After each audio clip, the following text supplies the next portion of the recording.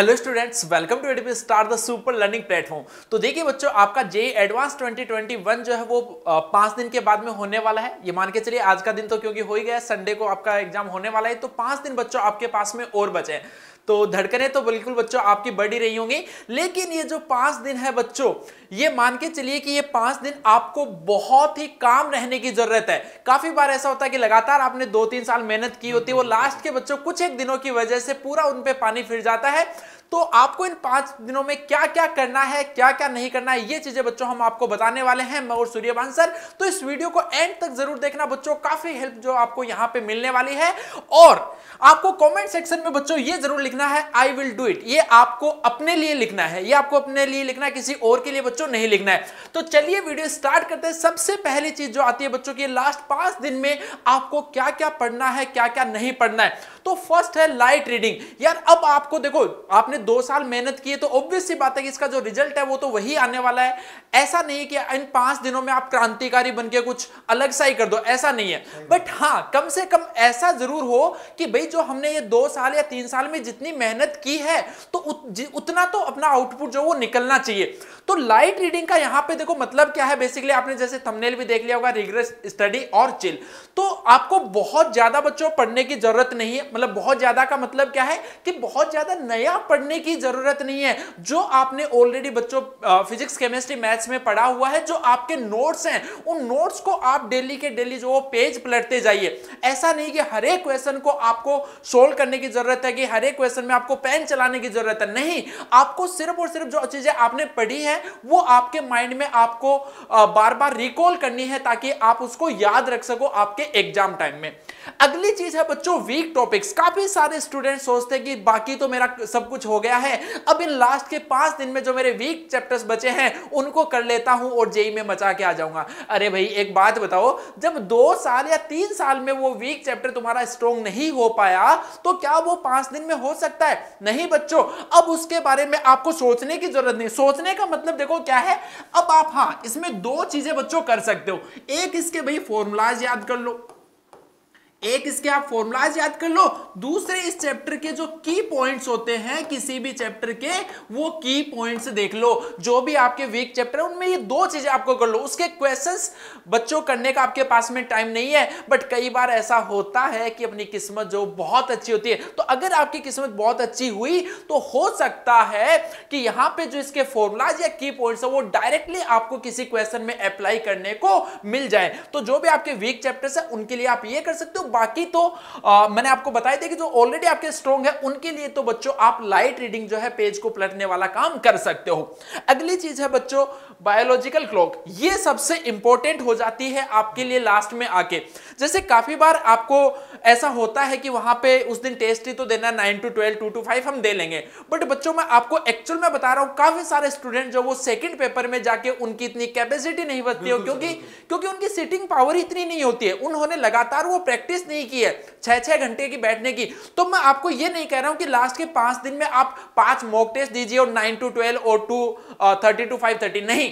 इन दिनों में बच्चों आप जो भी जितनी भी पढ़ाई करते हो, तो बस ये चीज आपको सेट करनी है कि 9 to 12 और 2:30 to 5:30 तो आपको एक जगह पे बैठ के पढ़ना ही पढ़ना है, चाहे आप मॉक टेस्ट दो या फिर नॉर्मली आप रिवाइज कर रहे हो। बट मेन आपका पर्पज होना चाहिए कि जो 6 आवर्स है, इन 6 आवर्स में बच्चों आपको एक जगह पे टाइम स्पेंड करना है। ये आपके लिए मैं बता रहा हूं गेम चेंजिंग बच्चों हो सकता है, क्योंकि काफी सारे स्टूडेंट तो सिर्फ और सिर्फ सिटिंग पावर अच्छी नहीं होने की वजह से बच्चों इस पेपर में मात खा जाते हैं। तो इन 6 घंटे में आपको एक जगह पे बैठ के स्टडी करनी है। इसके साथ ही साथ में यार आपका लास्ट टाइम में जो आपकी हेल्थ है, चाहे वो मेंटल हेल्थ मान लो या फिर फिजिकल हेल्थ मान लो, वो अच्छी होनी बहुत जरूरी है बच्चों। आप लास्ट टाइम में कुछ भी बीमार होना अफोर्ड नहीं कर सकते, क्योंकि उसमें किसी की आप ये नहीं बोल सकते लास्ट में जाके कि यार मेरी तो तबीयत खराब हो गई थी इसलिए मेरा पेपर बिगड़ गया। अरे यार नुकसान तुम्हारा ही है ना। तो अगर इतने दिनों तक बच्चों आपने अपना ख्याल रखा, तो लास्ट के 5 दिन में भी यार अपना ख्याल रखिए। ऐसा ना हो कि बहुत ज्यादा पढ़ने के लिए आप रातों रात जो वो जाग रहे हो, तो बच्चों ये चीज कभी भी सही नहीं होती है, ठीक है ना। इसलिए जो बचे हुए टाइम है इसमें आप प्रॉपर्ली डेली के डेली 7-7, 8-8 घंटे की नींद जो है बच्चों अपनी लीजिए। अपनी मेंटल हेल्थ और अपनी फिजिकल हेल्थ पे काफी सारा ध्यान आपको देने की जरूरत है, ठीक है बच्चों। तो इन सारी चीजों का आपको ध्यान रखना है। सूर्यवंश सर भी आपको कुछ चीजें बताएंगे।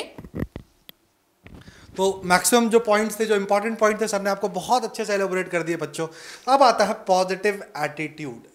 होगा क्या कि जैसे मान लीजिए कि अब एग्जाम आपके बहुत करीब आ रहा है, आप हो सकता है कुछ ऐसे सम्स को देखें जो PYQs में पूछे गए हों, जो चैप्टर्स आपने अच्छे से कवर ना किए हों, तो हो सकता है उनसे आपका कॉन्फिडेंस लैक करना स्टार्ट हो जाए। एक बात आप एकदम दिमाग में रखिएगा, आप बस यही सोच के जाइएगा कि भाई हम जो पढ़ रहे हैं, हमने जितना पढ़ रखा है एग्जाम में उतना ही आने वाला है, राइट। क्योंकि भैया अपने को वैसे भी पूरा का पूरा पेपर अटेम्प्ट तो करना नहीं है, राइट। अपने जितना पढ़ रखा है उतनी चीजें एकदम सॉलिड होनी चाहिए, मतलब वहां से मतलब जो उसकी स्कोरेबिलिटी होनी चाहिए ना बेटा, वहां पे कन्वर्जन रेट आपका ज्यादा होना चाहिए। आप ये कोशिश करें कि जो चैप्टर आपने पढ़ रखे हैं बेटा, उसमें कम से कम 80 से 90% का कन्वर्जन हो, तब आप एक अच्छा मार्क्स स्कोर कर पाएंगे, right. Don't go for other chapters right now. जो चीज नहीं आती है लेट इट बी, और ऐसा अपने मन में पॉजिटिव एटीट्यूड रखें कि भाई जो हमने कर रखा है वहां से कोई भी सवाल आएगा, then we will actually kill that problem. Alright everyone, now the next most important thing is distraction. अभी क्या है, अभी जैसे मान लो आपको कोई छोटा सा चैप्टर समझ में नहीं आ रहा, कुछ नहीं आ रहा है, तो आप जाके वो टॉपिक मत सीखने लग जाना ना। 1 घंटे में कोई आपको एडवांस की प्रिपरेशन नहीं करा सकता है, ये बात अपने दिमाग में बैठ लेना, ठीक है। वो टॉपिक सीखने से आप कुछ एक्सेल नहीं मारोगे। अगर वो समय आपके पास है तो बेटा उसी समय को सही दिशा में लगाओ, राइट। आपने जो चीज पढ़ रखी है आप उन्हीं को रिवाइज करो, उन्हीं चैप्टर्स के अगर आपके कुछ और PYQs बचे हैं प्रीवियस ईयर सब्जेक्टिव, वो बैठ के लगाना स्टार्ट करें। लेकिन don't kill your time on YouTube. अभी सर साथ ही में अभी कोटा फैक्ट्री भी आया है, ठीक है। अभी आपका टाइम बहुत क्रूशियल है बेटा, है ना। अभी आप इस समय पे नहीं है कि चीजों को जज करें और रिव्यू करें। ऑलराइट एवरीवन, आप चुपचाप अभी अपनी पढ़ाई को देखिए। जब पढ़ाई हो जाए, आपका एग्जाम हो जाए, आपके पास प्लेंटी अमाउंट ऑफ टाइम है, दुनिया भर के लोगों का समय आपके पास है, आप आराम से बैठ के जज करना, सही बनाया गलत बनाया, कोटा ठीक कोटा नहीं ठीक।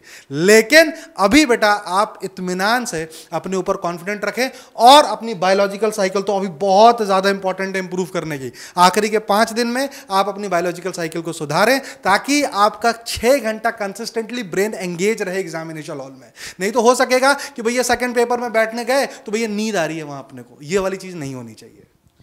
ठीक है बच्चों, तो वी होप कि यार हमने आपको काफी चीजें बता दी, और अगर आप इन सब का ध्यान रखोगे तो नो डाउट आपका पेपर बच्चों बहुत अच्छा होने वाला है। एक और चीज यार मैं काफी बच्चों को बोलना चाहूंगा, काफी लास्ट में बच्चे जो क्रांतिकारी से बन जाते हैं, वो सोचते हैं कि हम नए नए क्वेश्चंस की प्रैक्टिस करें। तो यार लास्ट में जो भी आप क्वेश्चंस के, अगर कोई नए क्वेश्चंस बच्चों सोल्व कर भी रहे हो, तो ध्यान रखना कि उस क्वेश्चन का टेक्स्ट सॉल्यूशन आपके पास में अवेलेबल होना चाहिए। कहीं यार ऐसा ना हो कि कोई ऐसे आप क्वेश्चन सोल्व कर रहे हो जिनका सॉल्यूशन आपके पास में नहीं है। हो सकता है कि ऐसे क्वेश्चन के चक्कर में आप अपने 2 घंटे 3 घंटे वेस्ट कर दो। तो बच्चों ऐसे टाइम में आपकी एक एक मिनट जो है वो आपके लिए बहुत ही कीमती है, और ऐसे टाइम में आप ऐसे क्वेश्चन पे टाइम बिल्कुल भी वेस्ट करना जो अफोर्ड नहीं कर सकते हो, तो उन्हीं क्वेश्चंस को कीजिए जिनका सॉल्यूशन आपके पास में अवेलेबल है। हो सके तो बच्चों PYQ के थ्रू ही आप लास्ट में रिवाइज कीजिए, वो सबसे बेस्ट सोर्स होता है। ठीक है बच्चों, और बाकी कमेंट सेक्शन में जरूर बच्चों आपको लिखना है आई विल डू इट, क्योंकि अगर लिखोगे तो करोगे भी, इसमें बच्चों कोई शक नहीं है। ठीक है बच्चों, बाकी यार पूरी टीम ATV स्टार की तरफ से आप सभी को बेस्ट ऑफ लक।